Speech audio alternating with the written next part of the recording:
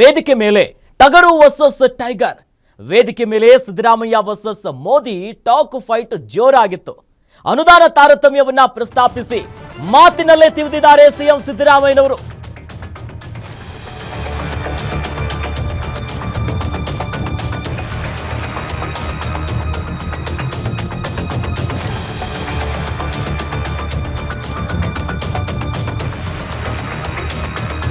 Siddaramaiah versus Modi talk fight ಬಹಳಷ್ಟು ಗಮನ ಸೆಳೆದಿದೆ.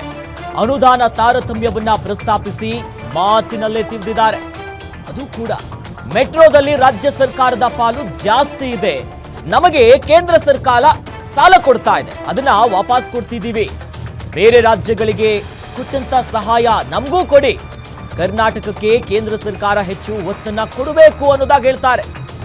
ಪ್ರಧಾನಿ ನರೇಂದ್ರ ಮೋದಿಗೆ ಮಾತಿನಲ್ಲೇ ತಿವಿದಿದ್ದಾರೆ ಸಿಎಂ ಸಿದ್ದರಾಮಯ್ಯ. ಸಿಎಂ ಸಿದ್ದರಾಮಯ್ಯಗೆ ಟಾಂಗ್ ಅನ್ನ ಕೊಟ್ಟಿದ್ದಾರೆ ಪ್ರಧಾನಿ ನರೇಂದ್ರ ಮೋದಿ ಅವರು. ಸರ್ಕಾರ ಇರೋದೇ ಜನರ ಸೇವೆ ಮಾಡೋಕೆ ಅನ್ನೋದಾಗಿ ಪ್ರಧಾನಿಯವರು ಹೇಳಿದ್ದಾರೆ. ರಾಜ್ಯ ಕೇಂದ್ರ ಅಂತ ಬರೋದಿಲ್ಲ.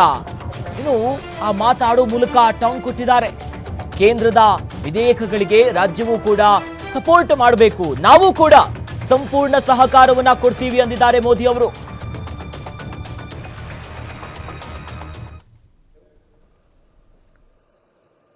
$96.10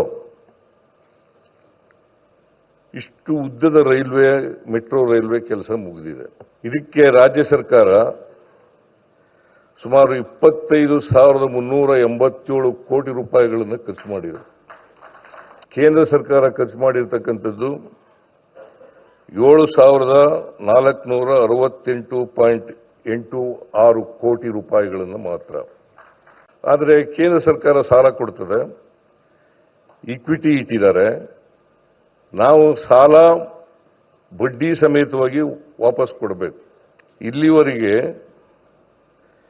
3,987 ಕೋಟಿ ರೂಪಾಯಿಗಳನ್ನು ಮರುಪಾವತಿ ಮಾಡಿದ್ದೇವೆ.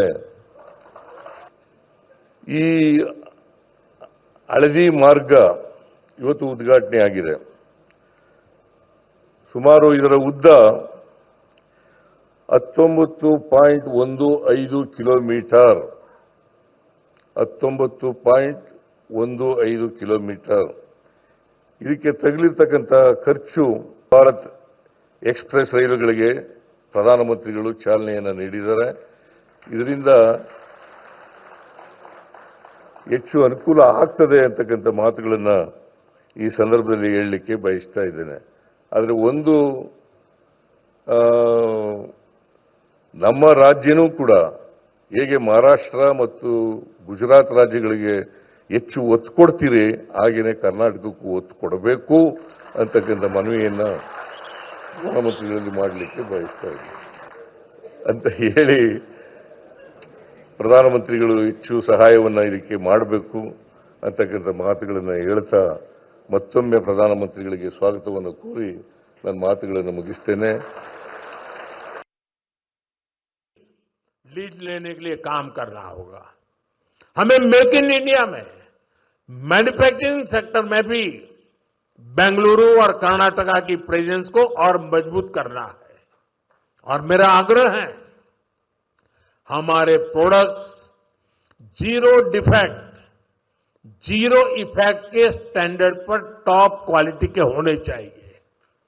यानी बिना डिफेक्ट वाले प्रोडक्ट हो और उन्हें बनाने का नेगेटिव इफेक्ट पर्यावरण पर भी न पड़े. मेरी अपेक्षा है कर्नाटका का टैलेंट आत्मनिर्भर भारत के इस विजन को लीड करे. साथियों, केंद्र सरकार हो या राज्य सरकार, हम सभी जनता की सेवा के लिए हैं. हमें देशवासियों की बेहतरी के लिए साथ मिलकर कदम उठाने हैं. इस दिशा में एक जो सबसे जरूरी जिम्मेदारी है वो है नए रिफॉर्म्स. बीते एक दशक में हमने लगातार रिफॉर्म्स को आगे बढ़ाया है उदाहरण के तौर पर भारत सरकार ने कानूनों को डीक्रिमिनलाइज करने के लिए जन विश्वास बिल पास किया है और अब इसका जन विश्वास 2.0 भी पारित करने जा रहे हैं। राज्य सरकारें भी ऐसे कानूनों की पहचान कर सकती हैं जिनमें अनावश्यक आपराधिक प्रावधान है, उन्हें खत्म किया जा सकता है। हम मिशन कर्मयोगी चला रहे हैं ताकि सरकारी कर्मचारियों को कॉम्पिटेंसी बेस्ड ಎಸ್ ಬಗ್ಗೆ ಹೆಚ್ಚಿನ ಡೀಟೇಲ್ಸ್ ನೀಡ್ತಾರೆ ನಮ್ಮ political bureau head Maruti Pavagada. News desk ಇಂದ ನೇರ ಸಂಪರ್ಕದಲ್ಲಿ ನಮ್ಮ ಜೊತೆ ಜಾಯ್ನ್ ಆಗ್ತಿದ್ದಾರೆ. ಮಾರುತಿ, ನಿಜಕ್ಕೂ ಕೂಡ ಇವತ್ತು ಸಿಎಂ ಸಿದ್ದರಾಮಯ್ಯ ಮತ್ತು ಮತ್ತೊಂದು ಕಡೆ ಪ್ರಧಾನಿಯವರ ಮಾತು, ಈ ಟಾಕ್ ಫೈಟ್ ಬಹಳಷ್ಟು ಗಮನ ಸೆಳೆದಿದೆ. ಅದರಲ್ಲಿ ಬಹಳ ಪ್ರಮುಖವಾಗಿ ಈ ಹಿಂದಿಂದಲೂ ಕೂಡ ಅನುದಾನ ಸರಿಯಾಗಿ ಕೊಡ್ತಿಲ್ಲ, ಮಲತಾಯಿ ಧೋರಣೆ ಆಗ್ತಿದೆ, ತಾರತಮ್ಯ ಮಾಡ್ತಿದ್ದಾರೆ, ಗುಜರಾತ್ ನೋಡಿ ನಮಗೂ ನೋಡಿ ಅಂತ ಮಾತುಗಳಾಡ್ತಾ ಇದ್ರು. ಬಟ್ ಈಗ ಬಹಿರಂಗ ವೇದಿಕೆಯಲ್ಲಿ ಈ ವಿಚಾರವನ್ನ ಪ್ರಸ್ತಾಪ ಮಾಡಿದ್ದು ಒಂದು ನೇರ ಸಂದೇಶ ರವಾನೆ ಆಯ್ತಲ್ಲ ಮಾರುತಿ? ಅಖಿಲೇಶ್, ಹಲವು ಬಾರಿ ರಾಜ್ಯಕ್ಕೆ ಕೇಂದ್ರ ಸರ್ಕಾರದಿಂದ ಭಾಳಷ್ಟು ಅನುದಾನದ ವಿಚಾರದಲ್ಲಿ ತಾರತಮ್ಯ ಆಗಿದೆ ಅನ್ನುವಂಥದ್ದನ್ನು ಸಿದ್ದರಾಮಯ್ಯ ಅವರು ನೇರವಾಗಿ ಟೀಕೆ ಮಾಡಿದರು. ಪ್ರಧಾನಮಂತ್ರಿ ನರೇಂದ್ರ ಮೋದಿ ಅವರ ಸರ್ಕಾರ ಬಂದ ಬಳಿಕ ರಾಜ್ಯಕ್ಕೆ ಅನುದಾನದ ಕೊಡುವಂಥ ಒಂದು ವಿಚಾರದಲ್ಲಿ ಭಾಳಷ್ಟು ಮಲತಾಯಿ ಧೋರಣೆ ಆಗ್ತಿದೆ ಅನ್ನುವಂತಹ ಹೇಳಿಕೆಗಳನ್ನು ಕೊಟ್ಟಿದ್ದರು. ಆದರೆ ಇವತ್ತು ಪ್ರಧಾನಿ ನರೇಂದ್ರ ಮೋದಿ ಅವರು ನಗರಕ್ಕೆ ಬಂದಿದ್ದಂಥ ಒಂದು ಸಂದರ್ಭದಲ್ಲಿ ಬೆಳಗ್ಗೆಯಿಂದಲೂ ಕೂಡ ಅವ್ರ ಜೊತೆ ಇದ್ದರು. ಹಲವು ಕಾರ್ಯಕ್ರಮಗಳಿಗೆ ಚಾಲನೆಯನ್ನು ಕೊಟ್ಟರು. ಆ ಸಂದರ್ಭದಲ್ಲಿ ಸಿದ್ದರಾಮಯ್ಯ ಮತ್ತು ಪ್ರಧಾನಿ ನರೇಂದ್ರ ಮೋದಿ ಅವರ ಫೋಟೋಗಳು ಭಾಳಷ್ಟು ವೈರಲ್ ಆಗ್ತಿದ್ದಾವೆ. ಅಂದರೆ ನೇರ ರಾಜಕಾರಣ ಮಾಡುವಂತಹ ಇಬ್ಬರ ನಾಯಕರ ನಡುವೆ ನಡೆದಂಥ ಒಂದು ಸಂಭಾಷಣೆ, ಮೆಟ್ರೋದಲ್ಲಿ ಹೋಗುವಂಥ ಒಂದು ಸಂದರ್ಭದಲ್ಲಿ ನಡೆದಂಥ ಒಂದು ಸಂಭಾಷಣೆ, ಇಬ್ಬರು ಕೂಡ ನಗಾಡ್ತಾ ಇರುವಂಥದ್ದು, ಆ ಸಂದರ್ಭದಲ್ಲಿದ್ದಂಥ ಹಲವರುಗಳು ಅಲ್ಲಿ ಕೂತಿರುವಂಥದ್ದು ಎಲ್ಲವೂ ಕೂಡ ಸೋಷಿಯಲ್ ಮೀಡಿಯಾದಲ್ಲಿ ಚರ್ಚೆ ಆಗ್ತಾ ಇದ್ದಂಥ ಒಂದು ಸಂದರ್ಭದಲ್ಲಿ ವೇದಿಕೆಯ ಸಮಾವೇಶವೇ ಬೇರೆ ರೀತಿಯಾಗಿತ್ತು ಅಂತಲೇ ಹೇಳ್ಬೋದು. ಯಾಕಂತೇಳಿದ್ರೆ ವೇದಿಕೆಯಲ್ಲಿ ಸರ್ಕಾರದ ಕಾರ್ಯಕ್ರಮಗಳ ಬಗ್ಗೆ ಹೇಳ್ತಾಳೆ ಕೇಂದ್ರ ಸರ್ಕಾರ ನಮಗೆ ಯಾವ ರೀತಿಯಾಗಿ ಅನ್ಯಾಯ ಮಾಡ್ತಿದೆ ಅನ್ನುವಂಥದ್ದನ್ನು ಸಿದ್ದರಾಮಯ್ಯ ಅವರು ಹೇಳಿದ್ರು.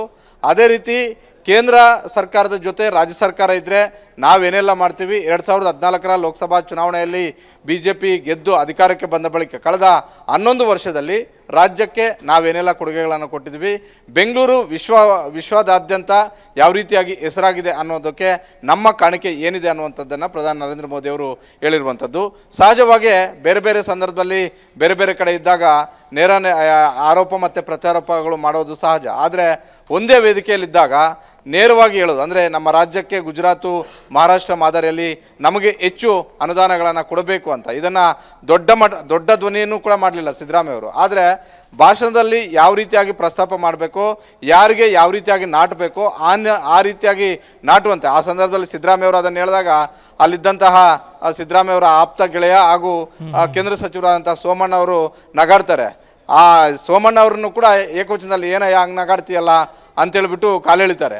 ಅದೇ ರೀತಿ ಮೋದಿ ಅವ್ರಿಗೆ ಆ ಸಮಯ ಸಿಕ್ಕಾಗ ಮೋದಿಯವರ ಭಾಷಣದಲ್ಲಿ ಆಪರೇಷನ್ ಸಿಂಧೂರದಿಂದ ಹಿಡಿದು ಬೆಂಗಳೂರಿಗೆ ಕೇಂದ್ರದಲ್ಲಿ BJP ಸರ್ಕಾರ ಬಂದ ಬಳಿಕ ಯಾವ ರೀತಿಯಾಗಿ ನಾವು ಅನುದಾನಗಳನ್ನು ಕೊಟ್ಟಿದ್ವಿ, ಮೆಟ್ರೋ 2ನೇ ಹಂತಕ್ಕೆ ನಮ್ಮ ಕೊಡುಗೆ ಏನು, 3ನೇ ಹಂತಕ್ಕೆ ಈಗ ಚಾಲನೆ ಕೊಟ್ಟಿದ್ವಿ, ಮುಂದೆ 2030ಕ್ಕೆ ನಮ್ಮ ಅಜೆಂಡಾ ಏನಿದೆ, ಎಲ್ಲ ವಿಚಾರಗಳನ್ನು ಹೇಳೋದರ ಮುಖೇನ ನೀವು ಕೇಂದ್ರ ಸರ್ಕಾರದ ಜೊತೆಗಿರಿ. ಕೇಂದ್ರ ಸರ್ಕಾರ ಯಾವುದೇ ಕಾನೂನುಗಳನ್ನು ತಂದಾಗ ಸಹಜವಾಗಿ ಇಲ್ಲಿ ಕೇಂದ್ರ ಸರ್ಕಾರವನ್ನು ವಿರೋಧ ಮಾಡ್ತಿರುವಂಥ ಒಂದು ಪಕ್ಷ ಆಡಳಿತ ಮಾಡ್ತಿರೋದ್ರಿಂದ ಸಹಜವಾಗಿ ಅಲ್ಲಿನ ಹೈಕಮಾಂಡ್ ಏನು ಹೇಳುತ್ತೋ ಇವರು ಅದನ್ನು ಮಾಡಬೇಕಾಗುತ್ತೆ. ಸಿದ್ದರಾಮಯ್ಯ ಅವರಾಗಿರ್ಬೋದು, DK ಶಿವಕುಮಾರ್ ಅವರಾಗಿರ್ಬೋದು, ಕಾಂಗ್ರೆಸ್ನ ಯಾರೇ ನಾಯಕರುಗಳಾಗಿರ್ಬೋದು.